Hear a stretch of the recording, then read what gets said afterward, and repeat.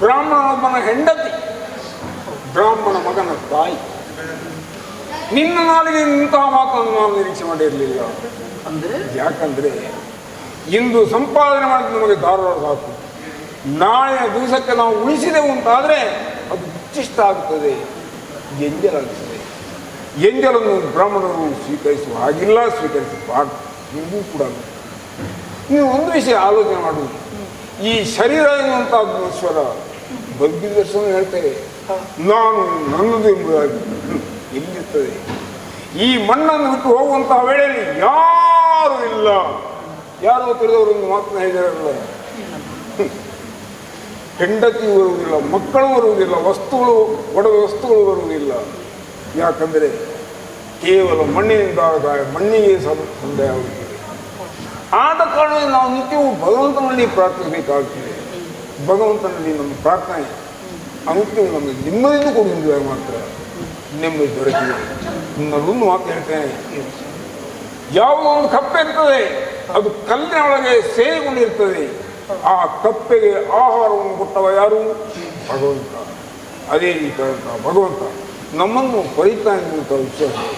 ಅದಕ್ಕೋಸ್ಕರವಾಗಿ ಪರಮಾತ್ಮನಲ್ಲಿ ಯಾವತ್ತೂ ಭಕ್ತಿ ನಿಲ್ಲಿಸಬೇಕೇ ವಿನಃ ಅನ್ಯಥಾ ಆಲೋಚನೆ ಮಾಡಬಾರದು. ಎಷ್ಟೊಂದು ಸೊಗಸಾಗಿ ಮಾತನಾಡುತ್ತೀರಿ. ಕೇಳುವ ಕಿವಿಗೆ ಅದು ಇಂಪಾಗುತ್ತದೆ, ಆದರೆ ಹೊಟ್ಟೆ ತಂಪಾಗುವುದು ಬೇಡುವ ಸ್ವಾಮಿ.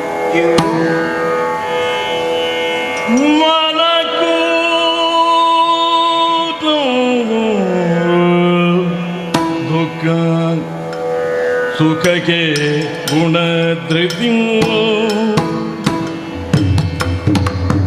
ತಾಳಿ ನಿಲ್ಲಲು ಕಷ್ಟ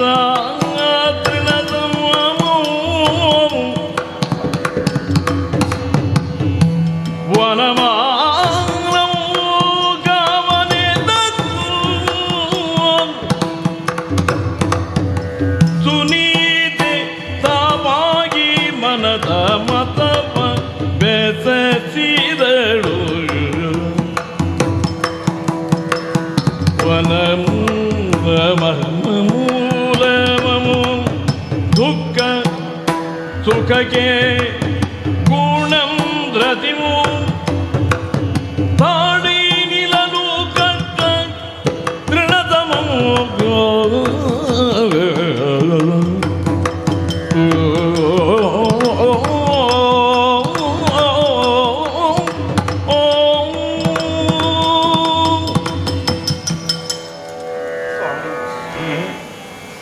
ನಮಗೆ ನೀವು ಆಡಿದ ಮಾತು ಅರ್ಥವಾಗುತ್ತದೆ, ಆದರೆ ಮಕ್ಕಳೆಷ್ಟು ಸಂಕಷ್ಟವನ್ನು ಅನುಭವಿಸುತ್ತಾ ಇದ್ದಾರೆ ಎನ್ನುವುದು ಗಂಡಸರಾದಂತಹ ನಿಮಗೆ ಅರ್ಥವೇ ಆಗುವುದಿಲ್ಲ. ಹೇಳಿದ್ರೆ ಹರಿಕೊಡುತ್ತಾನೆ ಅನ್ನುತ್ತೀರಿ. ಪ್ರಪಂಚವನ್ನು ನಿತ್ಯವೂ ಬೆಳಗುತ್ತಾನೆ ಆ ಸೂರ್ಯನಾರಾಯಣ. ಆದರೆ ಆತನ ಹೊನ್ನ ಕಿರಣಗಳು ನಮ್ಮ ಬದುಕನ್ನು ಇದುವರೆಗೆ ಬಂಗಾರವಾಗಿಸಿದ್ದೇ ಇಲ್ಲ. ಹಾಗಾದರೆ ಪ್ರಪಂಚವನ್ನು ಕಾಯ್ದುಕೊಳ್ಳುವಂತಹ ಭಗವಂತನ ಕೃಪೆ ನಮ್ಮಂತವರ ಮೇಲೆ ಎಷ್ಟಿದೆ ಎನ್ನುವುದನ್ನು ನಾವು ಅರ್ಥವಿಸುತ್ತಾ ಮುಂದೆ ಹೋಗುತ್ತೇವೆ. ಆ ವ್ಯಾಖ್ಯಾನವು ಅಥವಾ ಆ ವೇದಾಂತವೋ ನಮ್ಮ ಹೊಟ್ಟೆ ತುಂಬಿಸುವುದಿಲ್ಲವಲ್ಲ. ಹೇಳಿದರೆ ಇಂದಿನದನ್ನು ನಾಳೆಗೆ ಉಳಿಸಬಾರದು ಅನ್ನುತ್ತೀರಿ. ಯಾವಾಗ ಸ್ವಾಮಿ ಎಂದು ಅಂದರೆ ಯಾವುದೋ ಒಂದು ಪಕ್ಷಕ್ಕೆ ನೀವು ಪಂಚಕಜ್ಜಾಯವೋ ಅವಲಕ್ಕಿಯೋ ತಂದದ್ದು ಹೌದು. ಒಂದು ಪಕ್ಷಕ್ಕೆ ಪೌರೋಹಿತ್ಯಕ್ಕೆ ಹೋಗಿ ಸಂಗ್ರಹಿಸಿದಂತಹ ಒಂದು ಪಂಚಕಜ್ಜಾಯವೋ ಪ್ರಸಾದವೋ 15 ದಿನಗಳವರೆಗೆ ಉಳಿಯುವುದಕ್ಕೆ ಸಾಧ್ಯ ಉಂಟೆ. ಹೇಳಿದ್ರೆ ಎಲ್ಲಿಯೂ ಪೌರೋಹಿತ್ಯ ಇಲ್ಲ, ಯಾರೂ ಕರೆಯಲಿಲ್ಲ ಅನ್ನುತ್ತೀರಿ. ಹೀಗೆ ಆದರೆ ನಮ್ಮ ಬದುಕು ಹೇಗೆ ಮುಂದುವರಿಯುವುದಕ್ಕೆ ಸಾಧ್ಯ ಹೇಳಿ? ನಮ್ಮ ಹಣೆಯಲ್ಲೇನು ನೀರಿಲಾಲಿತು ಪೂರ್ವ ಕರ್ಮದ ಭಾರವಿಳಿಯದೆ ಬಯಕೆ ಫಲಿಸದು.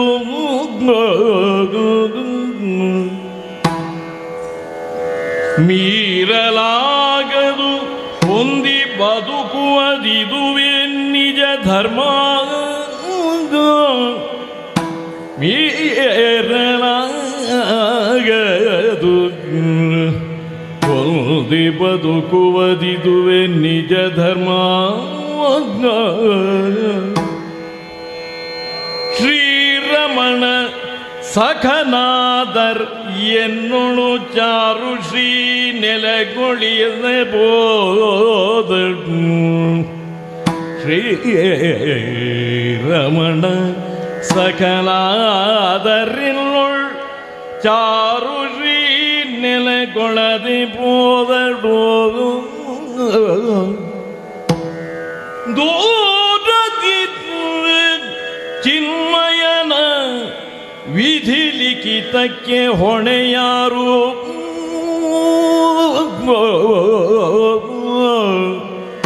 ದೂರದಿರೋ ಚಿನ್ಮಯನ ವಿಧಿ ಲಿಖಿತಕ್ಕೆ ಹೊಣೆಯಾರು.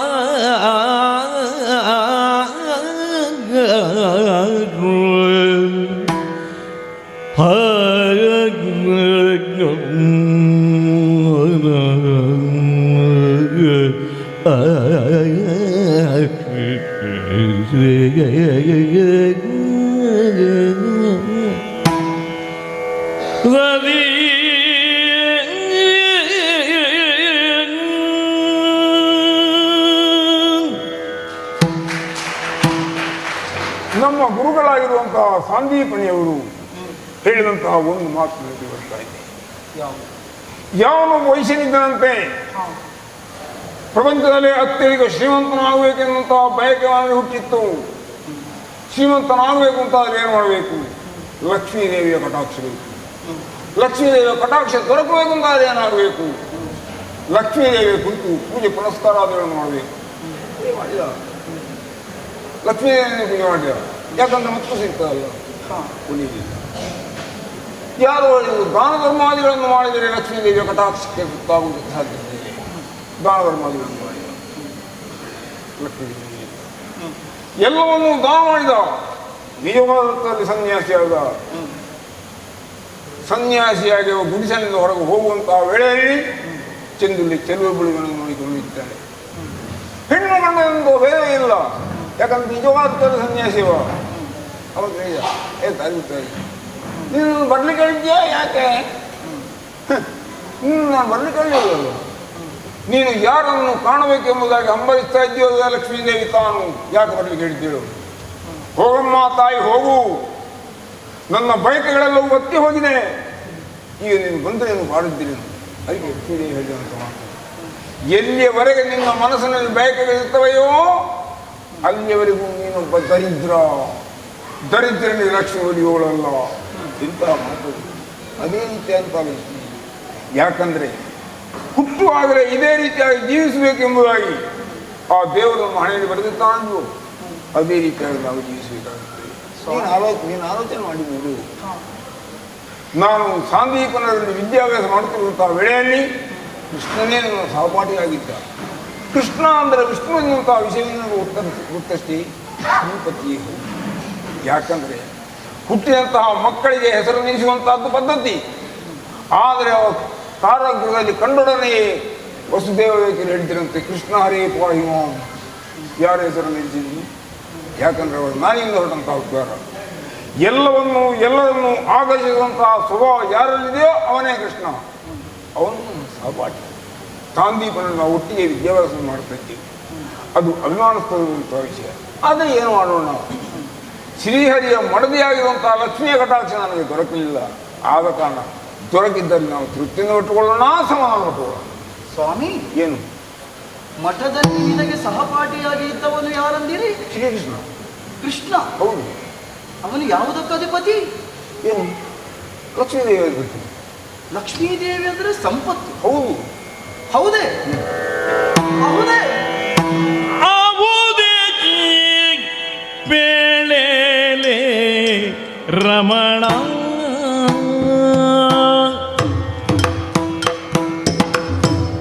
ಸಕಲ ಶ್ರೀಪತಿ ವಿಗಗೀಜ ಪಾಣಿ ಜಯನ್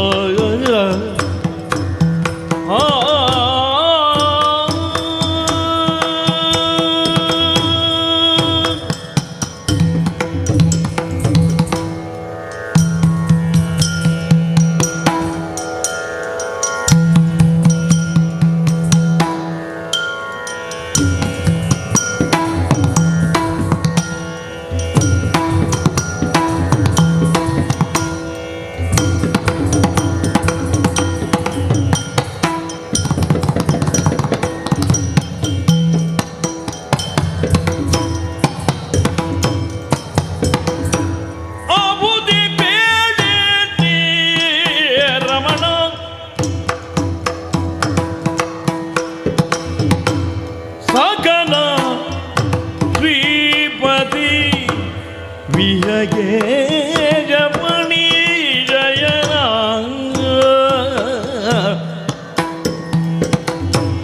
ಸಕಲ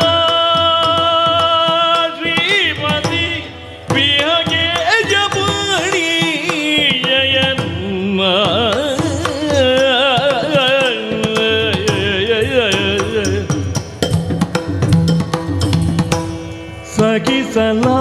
ಸಗಿಸಲಾರೇನು ಕಷ್ಟ ಸಗಿಸಲಾರೇನು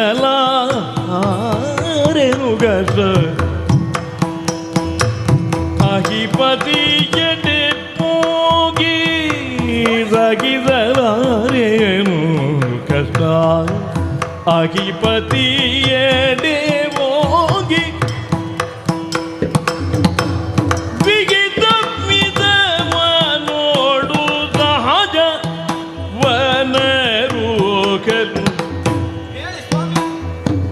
ಸಗಿಸಲಾರೇನು ಕಷ್ಟ ಅಹಿಪತಿ ಗಿಡಿ ಹೋಗಿ ವಿಗಿತವನವನುಳು ತಾಗಜವ ಅರುಗಲು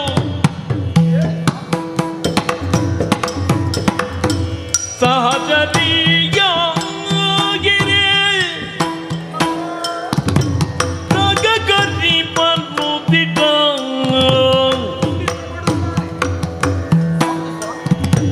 ಸಹಚರಿಯ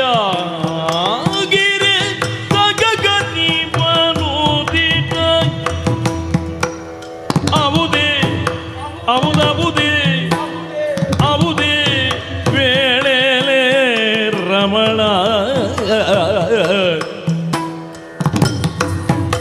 ರಮಣ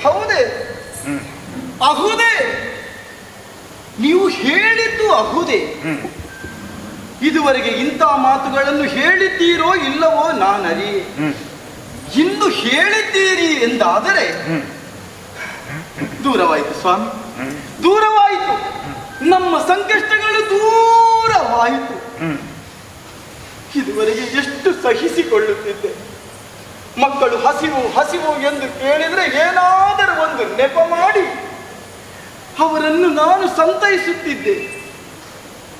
ಆದರೆ ಇಲ್ಲ ಸ್ವಾಮಿ, ಇನ್ನು ನನ್ನಿಂದ ತಡೆಯುವುದಕ್ಕೆ ಸಾಧ್ಯವೇ ಇಲ್ಲ. ಕ್ಷೀರಾರ್ಣವ ಶಯನ ನೀರಜದಳ ನಯನನಾದಂತಹ ನಾರಾಯಣನೇ ಸಾಂದೀಪನಿ ಮಹರ್ಷಿಗಳ ಆಶ್ರಮದಲ್ಲಿ ನಿಮಗೆ ಸಖನಾಗಿ ಒದಗಿ ಬಂದಿದ್ದಾನೆ. ಸಹಪಾಠಿಯಾಗಿದ್ದವನು ಸಂಕಷ್ಟಗಳಿಂದಲೇ ಬದುಕುತ್ತಿರುವಂತಹ ನಮ್ಮ ಬದುಕಿಗೆ ಸಹಕರಿಸದೇ ಇದ್ದಾನೆ ಹೇಳಿ. ಹೋಗಿ ಸ್ವಾಮಿ ಹೋಗಿ, ಅವನೆಲ್ಲಿದ್ದಾನೆ ಎನ್ನುವುದನ್ನು ತಿಳಿದುಕೊಂಡು ನಮ್ಮಲ್ಲಿರುವಂತಹ ಈ ಸಂಕಷ್ಟದ ವಿಚಾರಗಳನ್ನು ಹೇಳಿ ಸ್ವಾಮಿ, ಹೇಳಿ. ನಾವೀಗ ಹಸಿವಿನಿಂದ ಕಂಗೆಟ್ಟುತ್ತಾ ಇದ್ದೇವೆ. ಯಾವತ್ತಾದರೂ ಕೊಡುತ್ತಾನೆ ಕೊಡುತ್ತಾನೆ ಎನ್ನುವ ಹಾಗೆ ಕಾದು ಕುಳಿತರೆ ನಾವು ಸಾಯುವವರೆಗೆ ಬಡವರಾಗಿಯೇ ಸಾಯಬೇಕಾಗಿದೆ. ಬಡತನವಿಲ್ಲ, ಸಿರಿತನವನ್ನು ಹೊಂದುವಂತಹ ದಾರಿ ಹೀಗುಂಟು ಎನ್ನುವ ಹಾಗೆ ನಿಮಗರಿವಿಲ್ಲದೆಯೇ ನಿಮ್ಮ ರಸನೆಯಿಂದ ಹರಿಯ ಕುರಿತಾದಂತಹ ಮಾತು ಒಸರಿದೆ ಎಂದಾದರೆ ಯಾಕೆ ಸ್ವಾಮಿ ಇನ್ನೂ ಕುಳಿತುಕೊಂಡಿದ್ದೀರಿ? ಹೋಗಿ ನಮಗೀಗ ಸಂಕಷ್ಟ ಇದೆ ಎನ್ನುವುದನ್ನು ಹೇಳಿ ಎಲ್ಲವನ್ನು ಬಿತ್ತರಿಸಿ ಬದುಕಿನ ಎತ್ತರವನ್ನು ನಾವು ಕಾಣೋಣ. ಆದ್ದರಿಂದ ತಡ ಮಾಡಬೇಡಿ, ಹೋಗಿ ಸ್ವಾಮಿ ಹೋಗಿ. ನುಡಿಯದ್ದಾರದಿ ಬಂದಿದ್ದೆ ನೀನು, ನಾನರಿಯದಿದೆ ಪಾಲ್ಗಡಲ ದೊರೆ ಬಯಸಿರ್ಪನಿದನೇ.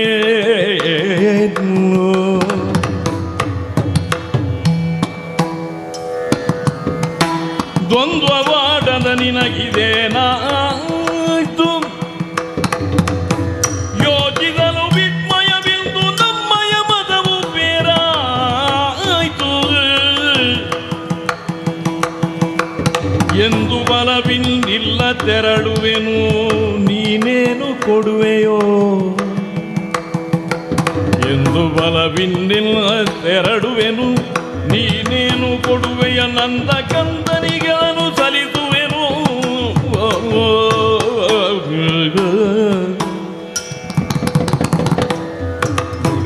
ದಾರದಿ ಬಂಧಿಸಿದ ನೀನು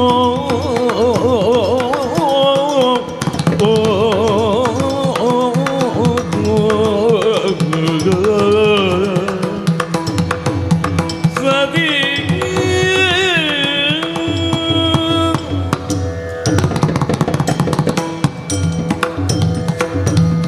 ಪರಿಹಾಸಕ್ಕಾದರೂ ನಿನ್ನೊಡನೆ ಸುಳ್ಳನ್ನಾಡಿದವ ನಾನಲ್ಲ. ಯಾಕಂದರೆ ಹೆಂಡತಿಗೆ ಇನ್ನೊಂದು ಹೆಸರು ಹೃದಯ ಎಂಬುದಾಗಿ ನಮ್ಮ ಹೃದಯದಲ್ಲಿ ಯಾವ ಭಾವನೆಗಳು ಮೂಡಿ ಬರ್ತವೆಯೋ ಅದೇ ಹೆಂಡತಿಯ ನಾಲಿಗೆಯಿಂದ ಬರಬೇಕು. ಆದರೆ ಏನು ಮಾಡೋಣ, ನೀನು ಹೆಣ್ಣು ಎಂದು ಕ್ಷಣಕಾಲ ಮಾಡಿದ್ದೆ. ಆದ ಕಾರಣವೇ ಶ್ರೀಕೃಷ್ಣನಲ್ಲಿ ಸಹಾಯವನ್ನು ಯಾಚಿಸು. ಎಲ್ಲಾದರೂ ಹೇಳು. ಯಾಕಂದರೆ ನಾವು ಸಾಂದೀಪನಿಯಲ್ಲಿ ವಿದ್ಯಾಭ್ಯಾಸವನ್ನು ಮಾಡುತ್ತಿದ್ದಂತಹ ವೇಳೆಯಲ್ಲಿ ಎಷ್ಟೋ ಮಂದಿ ಇದ್ದರು. ಆದರೆ ನನಗೆ ಆತ್ಮೀಯನಾಗಿದ್ದು ಆ ಸ್ನೇಹಿತರು ಅದೇ ಕೃಷ್ಣ. ಅವನ ಆತ್ಮೀಯ ಎನ್ನುವಂತಹ ದೃಷ್ಟಿಯಿಂದ ಅಯ್ಯೋ ನಾನು ಕಷ್ಟದಲ್ಲಿದ್ದೇನೆ, ಅವನು ಸಹಾಯ ಮಾಡು ಈ ರೀತಿಯಾಗಿ ಅವನಿಗೆ ಕೇಳಿ ಅಂತಾದರೆ ನಮ್ಮ ಸ್ನೇಹವನ್ನು ನಾನು ದುರುಪಯೋಗ ಮಾಡಿದ ಅದಕ್ಕೆ ನಾನು ಸಿದ್ಧನಿಲ್ಲ. ದಯವಿಟ್ಟು ಕ್ಷಮಿಸಿ. ದುರುಪಯೋಗವಲ್ಲವದು. ಮತ್ತೆ ನಿಮ್ಮ ಅಭಿಮಾನಕ್ಕೆ ಧಕ್ಕೆ ಬರುತ್ತದೆ ಎನ್ನುವ ಹಾಗೆ ನೀವು ಆಡಿತು ಎನ್ನುವುದು ನನಗೆ ಅರ್ಥ ಆಗ್ತದೆ. ಆದರೆ ಅವನು ಬರೇ ಸ್ನೇಹಿತನಲ್ಲ, ಲೋಕಕ್ಕೆ ದೇವನಿದ್ದಾನೆ ಎನ್ನುವುದನ್ನು ನೀವೇ ಆಡಿದಿರಷ್ಟೇ. ಹೌದು. ಚತುರ್ಭುಜನಾದಂತಹ ಅವನು ನಮ್ಮ ಕೈ ಹಿಡಿದು ನಮ್ಮನ್ನು ಆದರಿಸಲಾರನು. ಆದ್ದರಿಂದ ಭಗವಂತನಲ್ಲಿ ಭಕ್ತರಾದವರು ಯಾವಾಗ ಬೇಕಾದರೂ ಕೇಳಬಹುದು ಸ್ವಾಮಿ. ಒಂದು ವಿಷಯವನ್ನು ಮರೆತೆ ನಾವು ದೇವರ ಭಕ್ತಿಗೆ ಹಿಡಿಯಾಗಬೇಕು. ದೇವರು ಗಂಡಾಗ ಇರಲಿ ಹೇಳ್ತಾರೆ, ದೇವರು ಅನೇಕರು ನೋಡ್ತಾರೆ. ಆದ ಕಾರಣ ನಾವು ವಿಷಯದಲ್ಲಿ ಆಲೋಚನೆ ಮಾಡೋದು ಬೇಡ. ಒಂದು ವೇಳೆ ದೇವರಿಗೆ ಕೊಡಬೇಕೆನ್ನುವಂತಹ ಮನಸ್ಸಿದೆ ಅಂತ ಆದರೆ ಕೊಡಲಿ. ಆ ವಿಷಯದಲ್ಲಿ ನಾವು ನಿತ್ಯವೂ ಸಮಾಧಾನ ಪಡ್ಕೊಳ್ಳುವ. ಯಾವಾಗ ಕೊಡುವುದು ಸ್ವಾಮಿ? ಬಾಯಾರಿಕೆಯಾಗಿ ಗಂಟಲ ಪಸೆ ಆರಿ ಹೋದಾಗಲೇ ನೀರು ದೊರಕಬೇಕು. ಹೊಟ್ಟೆಗೆ ಹಿಟ್ಟಿಲ್ಲ ಎಂದು ನಾವು ಪರಿತಪಿಸುವಾಗ ಅನ್ನ ಸಿಗಬೇಕು. ದಾರಿದ್ರ್ಯದಲ್ಲಿರುವಾಗ ನೆರವಾಗದ ಯಶಸ್ಸು ಮಿತ್ರರು ಅದರ ನಂತರದಲ್ಲಿ ದೊರಕಿದರೆ ಏನು ಫಲ ಉಂಟು ಹೇಳಿ? ಈಗ ನಾವು ಸಂಕಷ್ಟದಲ್ಲಿದ್ದೇವೆ. ಈ ಸಂಕಷ್ಟವನ್ನು ಸುಳ್ಳು ಎನ್ನುವ ಹಾಗೆ ಹೇಳುವುದಲ್ಲವಲ್ಲ. ಇದ್ದ ಸತ್ಯವನ್ನು ಪುರುಷೋತ್ತಮನ ಮುಂದೆ ನಾವು ಹೇಳಿದರೆ ನಮ್ಮ ಸಂಕಷ್ಟಗಳನ್ನು ದೂರದಿಂದಲೇ ಕಂಡುಕೊಂಡ ಆತ ನಮಗೆ ಖಂಡಿತವಾಗಿಯೂ ನೆರವಾಗುತ್ತಾನಲ್ಲವೇ? ಅವನಿಗೆ ಸಹಾಯ ಮಾಡುವುದಕ್ಕೆ ಮನಸ್ಸಿದೆಯೋ